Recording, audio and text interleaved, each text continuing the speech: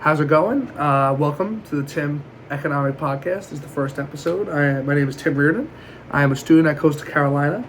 And today we'll be going over what Trump has done today, unemployment rates, the economic growth, inflation in America, and the current account balance of America. So let's get right into it. So today is February 19th, and Donald Trump took a few actions to help boost the economy, such as he called on the Republican Senate to support his comprehensive budget proposal bill that includes his key tax reductions, emphasizing the need for a unified approach to fulfill his America First agenda, which will help America be almost self-sufficient in the way that we won't rely on foreign goods, and will help stimulate our economy more if everyone's buying American products and American goods. The House endorsed the budget plan, and they want to cut Medicaid funding, aiming finance massive tax cuts and other provisions through extensive spending cuts. And that is from the Business Insider. From Carolina News, executive order on regular oversight. President Trump has signed an executive order to give the president greater power over independent regulatory offices, potentially streamline regulation to benefit businesses. So that will help benefit American businesses and make it American money. So that'll help grow the economy. So that's what Trump has done today. He just did tax reforms, budget adjustments from the previous presidency. So first we'll get into unemployment rate. So unemployment rate is at 4.0% as of January 2025 from the Bureau of Labor Statistics. And for a comparison from last year, it's relatively low and stable. The reasons why it's stable is because there's a strong labor market right now. And since Trump's gotten into office, 143,000 jobs have been added since January. Employers are retaining workers despite due to inflation and higher interest rates. And the labor force participation is at 62.6%, which is unchanged from 2024. So Trump's policies have helped maintain a strong job market and keep unemployment low and stable. So the lower the unemployment is, the more money is going out, more money is being spent. That will help stimulate the economy and grow. So the economic growth.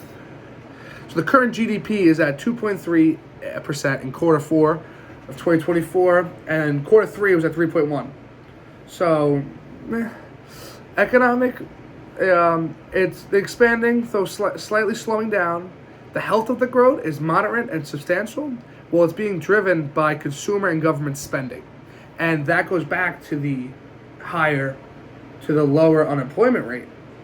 And more jobs are opening up, so more money's being out there, that's going to help us stimulate the economy. And if it's stimulated domestically, so Americans are buying American products in America, that's going to help the economy.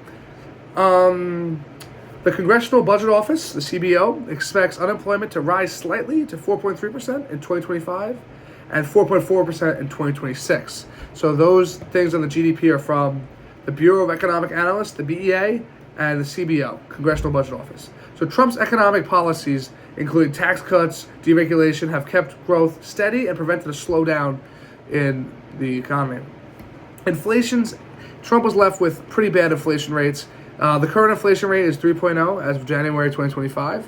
The causes, it's the tariffs on foreign goods. So it's going to be higher to produce stuff here and get products in, but that's going to make Americans buy American products, since if they're going to buy stuff from overseas for cheaper, the tariffs can make it the same price as the American goods, so why not just buy the American goods? And the immigration restrictions have hurt the economy. It's reduced labor supply, leading to wage pressures. So the Fed's response to all this is they're going to maintain higher interest rates to prevent overheating, and no major rate cuts unless inflation drops further. And these sources are from AP News, The Atlantic, and Reuters. So Trump's tariffs are designed to strengthen the U.S. manufacturing and reduce dependence on foreign goods. So ensuring long-term economic stability for not Trump's presidency, but for the ones following. So Americans buy American goods, and we won't have to rely on other countries' stuff to benefit ourselves, right? Come on, buy American stuff. We live in America. Current account balance. So the current status of the U.S. is the current account is at a deficit because imports are exceeding exports. So tariffs aim to reduce the deficit. by making imports more expensive and boosting domestic production. So that goes to it. Don't import stuff, buy it here, stimulate our economy, grow us, grow America. As Trump says, America first. That's what he wants to do. So tariffs, they're not going to fully close the gap.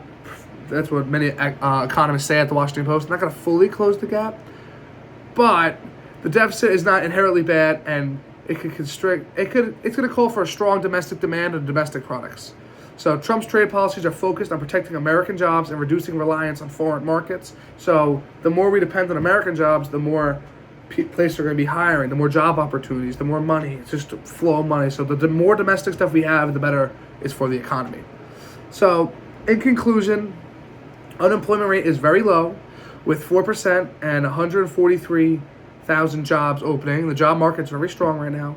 The GDP growth is stable at 2.3, and it's supporting expansion, so it's always room to grow.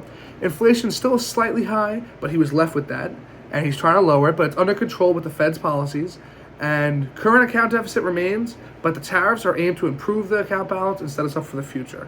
So Trump's policies have helped sustain the economic growth and job creation while tackling trade imbalances. So that's what I think. Those are my thoughts. Those are my P's and Q's, some say. And I hope that you learn something from this, and hopefully the economy gets better and people buy more domestic products. Right? Thank you. Hope to see you soon. Have a good one.